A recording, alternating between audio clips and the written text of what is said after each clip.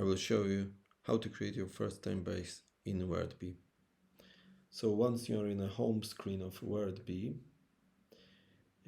go to Resources and then click Add New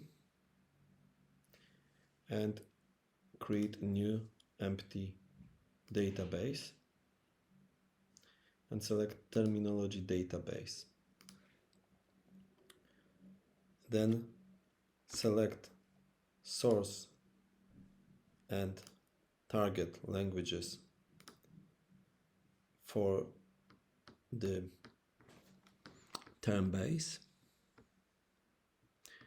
which is also called Terminology Database.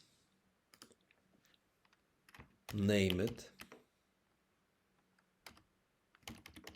Test Term Base, for example, and click Finish.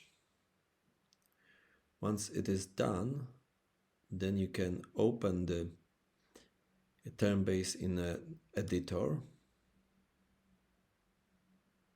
It is empty, of course, but you can add the resource entry by going here, and entering here any word and its translation.